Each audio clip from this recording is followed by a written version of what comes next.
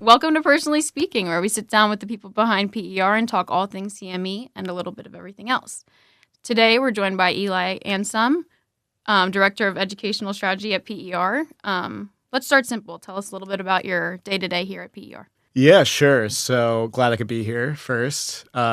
To tell you a bit about my role within the organization, so my title is Director of Educational Strategy, which is a bit nebulous. I think in reality it means that I help to develop the strategy behind each of our grant proposals and also have a role in the strategy and development for activities once they've been supported by grants to take place, as well as some of the strategy for the outcomes. So what I do in my day-to-day is, one, communicate with our grant supporters who have interest in the activities that we're developing, as well as communicate with the supporters who have active programs with PER. Secondly, I do a good amount of work with the program development staff, including marketing, like your team, the project management, event management teams, as well as have communications with the medical affairs teams to ensure that our activities are going up to par with our expectations, ensuring I can be in the loop to communicate any updates to the supporters of interest when appropriate.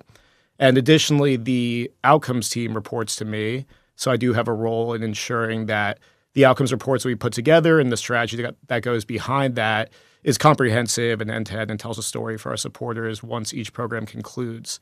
So a few different hats within the organization. You do a lot here. Yeah, quite a bit, but enjoy every day. So awesome. Are there any recent projects or initiative you're excited about going on here? Yeah, a few things I'm excited about. If I were to highlight one project we've been working on in particular, it would certainly be our LEAP platform, which is a new intervention that we developed with the help of our medical strategy team as well as the outcomes team.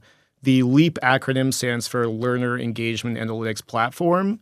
So what we've done is we've aggregated all of our outcomes from the previous 4 years of CME activities that we put on, which in estimate is probably around 3,000 or so activities across live, online, print, and podcast channels.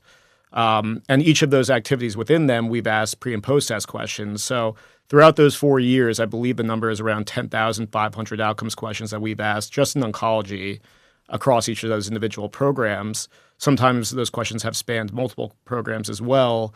And the platform we built allows us to query any of those questions by a variety of metrics like the tumor type of interest, the disease stage type, and the sequencing for the treatments that patient has either already been exposed to or will be exposed to potentially, adverse events, so on and so forth. I believe the number is about 66 different variables that we can query the data that we have questions around. So that allows us to have really robust capabilities for outcomes analysis, as well as ensure that we inform future programs from the needs that have been set forth from learners and their experience in the past. So we've done some really cool initiatives just with that new capability. I'm definitely excited about that. If you're watching this online, feel free to reach out to me directly if you would like to learn more, because we'd love to tell you about it. But that's certainly the number one thing I'd say I'm most excited about at the moment, just because it's so new and advanced and opens up plenty of doors for us. Yeah, that's awesome. And if you have any questions, reach out to Eli. Since PR is always on the move, are there any recent event highlights that stood out to you? Yeah, recent events, the one that stands out the most would have to be Miami Breast. We had the 43rd annual Miami Breast Cancer Conference, which is insane. I think we've had this meeting going for over 40 years.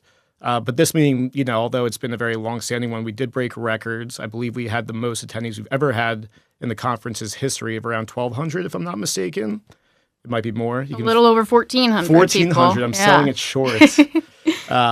So that is a huge highlight. We did have a record broken for the most countries that were represented in terms of attendees. You'll have to fact check me on that number too, but I think it was over 100 countries that were in representation at that meeting from a learner base. And it was a fantastic event. 3 very busy days, which included 9 satellite symposia, which I think is another record that we broke in terms of the amount of supported satellite symposia that we put on at the meeting. And a lot of advances in the field of breast cancer recently, so it's great to be able to hash all of them out and ensure that the learners who attend are able to provide the most optimal level of care to their patients with breast cancer. Nice. And now that Miami Breast is behind us, now that we're looking ahead, what are you most excited for? What am I most excited for? There's a few things I could think of. The first would probably be the next upcoming major national society meeting where we have a number of satellite symposia, which is the Society of Gynecologic Oncology, SGO, which is taking place in Puerto Rico. So excited to be going to the Caribbean for that. But we do have 3 really great satellite symposia that we're putting on there across endometrial cancer, adverse events caused by antibody-drug conjugates, as well as ovarian cancer. So those should be some great programs that I'm very excited for. Beyond that, we have 2 more meetings that are PER-owned within the next quarter, which are the School of Gastrointestinal Oncology, as well as the virtual meeting, which is the International Gynecologic Oncology meeting, which is similar to SGO, not in Puerto Rico, but we do own input on virtually each year. So those are 2 activities and meetings that occur in a legacy basis that I'm very excited for. And last but certainly not least is ASCO. Now, it's scary to think that that's coming up soon, but we're less than 2 months away now, I think, or close to it. With that said, we should have a really busy week and weekend there. Last year, I believe the number of satellite symposia that we implemented was around 14. So we'll see what we end up with this year, but that will certainly be a very busy week in Chicago that I'm excited for. Got to get some deep dish pizza. There. That's right. I'm not a fan not of the a deep fan, dish. No, no? a little too much. It's like I've a never stromboli. been to Chicago, so can't say. But when I get there, I'll let you know. The hot dogs are good. Yeah? I'm a fan of those, Okay. yeah. Okay. All right. Now time for rapid fire. All right. First answer that comes to mind. How long have you been at PER? 7.5 years, which is crazy to think about. Favorite conference location? I'll say Manhattan because I live in Jersey City, so Very it's close. half a mile away, which is very nice for me. Yeah. Just take a swim over. Yeah, right, yeah. Window or aisle seat? Depends. If it's a red eye, window so I can sleep and lean on the wall.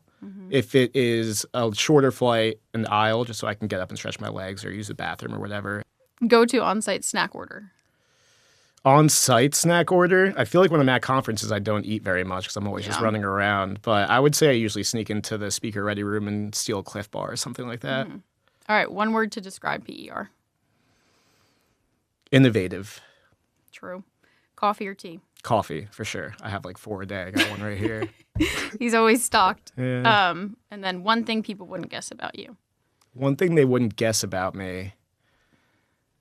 I don't know if they would or wouldn't guess this. I don't think many people would know this. Is I'm an avid chess player. Oh, Yeah. I didn't know that. Yeah. So There you go. more. Well, thank you so much, Eli, for coming on Personally Speaking. That's it for this week. But stay tuned for more conversations with the team behind PER. And we'll see you next week.